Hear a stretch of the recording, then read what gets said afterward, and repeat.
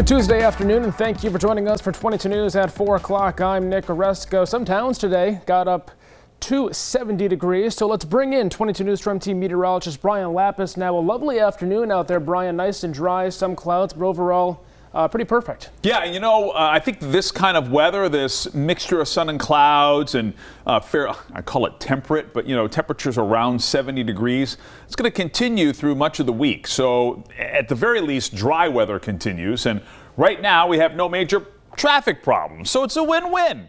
Hopefully everybody's happy. Hopefully you're happy. Up and down I-91, no problems. The Pike from the Connecticut River to Charlton, we're good. And then the Pike from the Connecticut River to Stockbridge or West Stockbridge and Lee, we're also good. So it's great. It's fantastic. Let's take a look at temperatures right now up and down the valley. And as Nick was mentioning, we actually forecast a high of 66 to 70 today. So we've got a couple of bonus degrees at Springfield, 71 in Greenfield as well. And then everywhere else we're in the mid to upper 60s. Clouds and radar showing what you're seeing.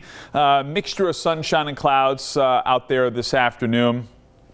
There is the slight chance for a sprinkle tonight, especially in the Berkshires, but generally we're dry this evening and dry through much of the week. We'll update with our 22 News Storm Team Skycast. Iran has launched more than 100 ballistic missiles at Israel today. U.S. officials had warned earlier in the day that Iran was preparing a ballistic missile strike targeting Israel. There are no confirmed deaths from this attack, but 8 people were killed and 9 others injured in a shooting in Tel Aviv just moments before the airstrikes. Officials say 2 shooters have been neutralized. The Palestinian Mujahideen movement has claimed responsibility for the attack. Thousands of dock workers at ports from Maine to Texas are going on strike.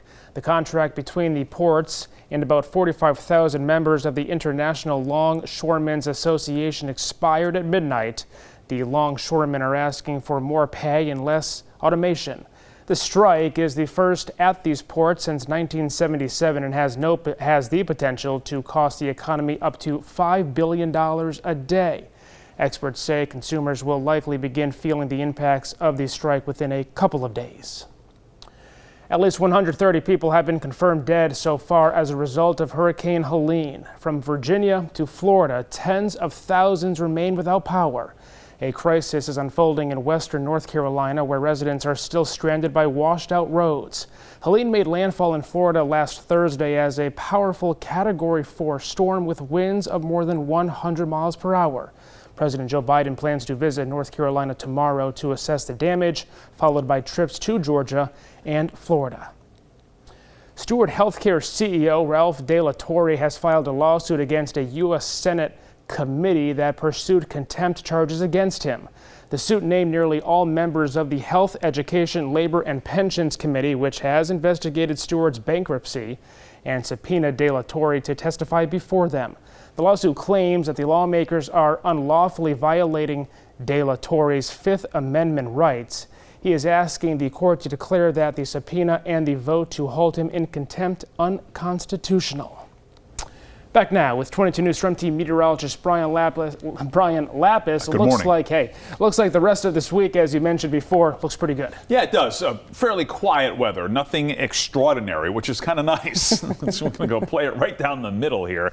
So once again tonight we'll have what we like to call variable clouds, occasional clear air, occasional clouds. There might be an isolated sprinkle or two, especially in the western part of Hampden County and the southern Berkshires, but for the most part, we're not going to see any raindrops. This is midnight tonight. You can see the clouds here and there. We'll start with another round of patchy fog tomorrow morning with temperatures in the 40s and 50s at 6 a.m. And then look at that, a little brightening here during the middle of the day. We're still going to call it a mixture of sunshine and clouds, but a dry day with a light breeze out of the east-southeast here tomorrow and a high temperature of 66 to 70. We'll update our chances for rain this weekend on 22 News at 5. Former President Jimmy Carter has hit the century mark. He turned 100 years old today.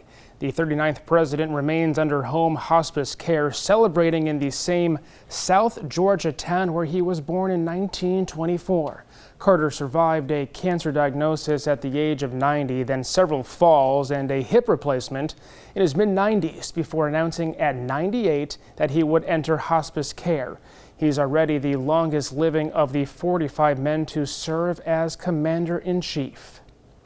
The first and only vice presidential debate for the 2024 election between J.D. Vance and Tim Walz is being held tonight, hosted by CBS News. The debate is scheduled to take place at the CBS Broadcast Center in New York City. Live coverage begins right here on 22 News starting at 8 o'clock. Well, coming up tonight on 22 News starting at 5 o'clock, with dock workers along the East Coast now on strike, how will we feel the impact here locally? Plus, at the State House in Boston, several local leaders advocating for question 4 on this year's ballot to decriminalize psychedelic substances. And October is Breast Cancer Awareness Month. We'll have what you need to know about early warning signs. Traffic looking good as we start the evening commute up and down I-91. We're looking at free-flowing traffic and the same for the Pike, both east and west of the Connecticut River, and even 291 and 391 are in pretty good shape. And dry weather for the most part continues this week. We'll update on 22 News at 5. Brian, thanks, and thank you for joining us for 22 News at 4 o'clock this afternoon. Latest news and weather updates anytime on our website and the free 22 News app.